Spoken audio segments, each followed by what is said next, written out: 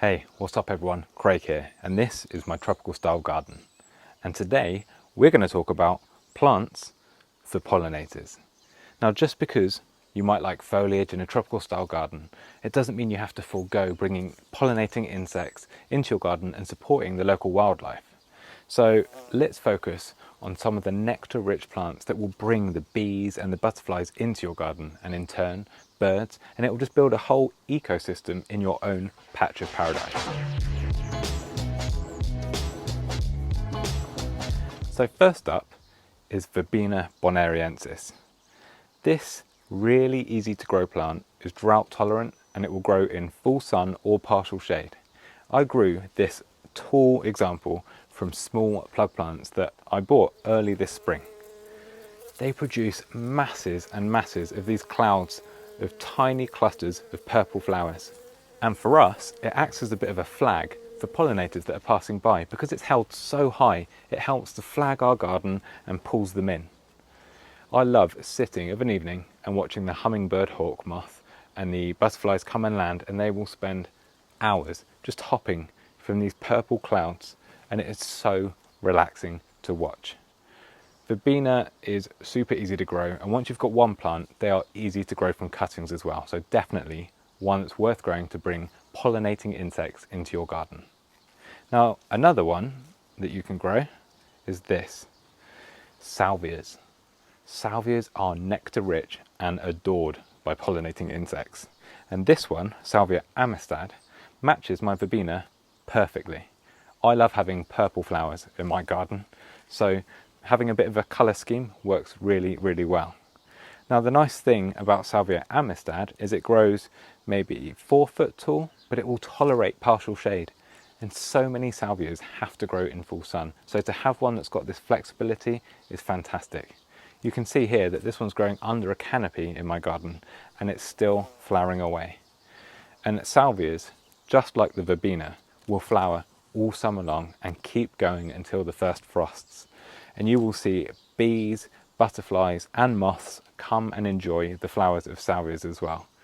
And if purple's not your colour, salvias come in all shapes and sizes. I have a red flowering Brazilian salvia behind me, and I've got a rare blue flowering form just over here, which I'll show you now.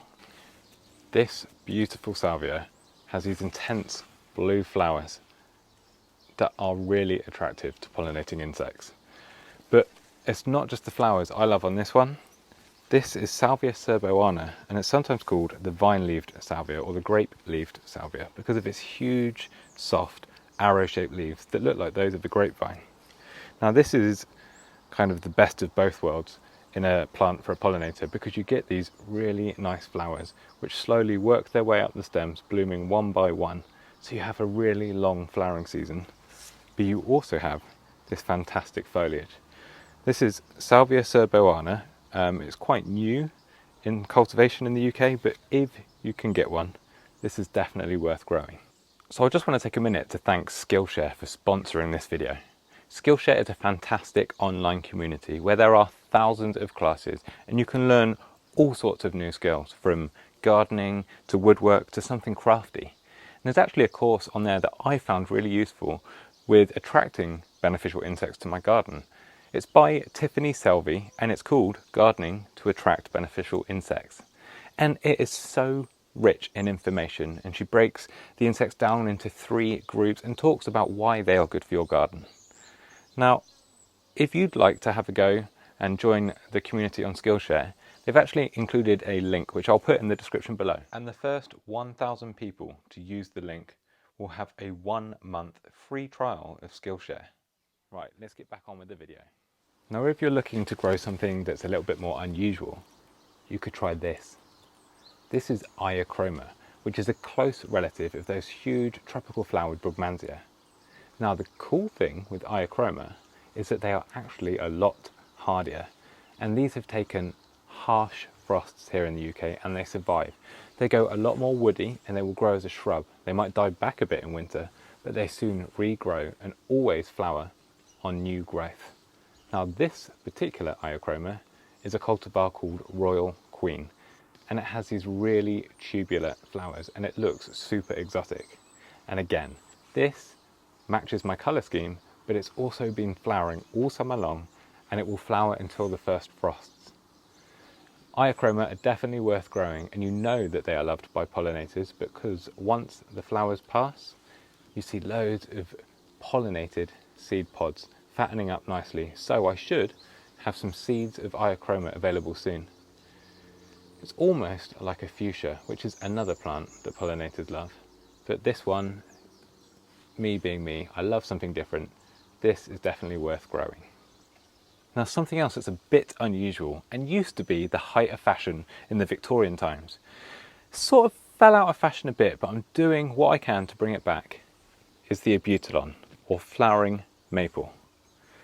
Now, Abutilons have big hibiscus-like flowers, and they're actually related to hibiscus. And because they are big and open, pollinating insects can get into them really, really easily. And I've got a bit of a collection growing in my own garden, and I can see loads of seeds developing. So the pollinators have been here and they've done their bit. Now, Abutilons come in all shapes and colours. This is a nice yellow one, but you can get orange and red, and I've got a really, really nice pink one that's not in flower at the moment. Again, these are plants that will flower all summer long, all the way up till the first frosts, or all winter if you keep them somewhere mild. They are definitely worth growing. I've got all of these growing in pots, so they're not fussy, they're not difficult.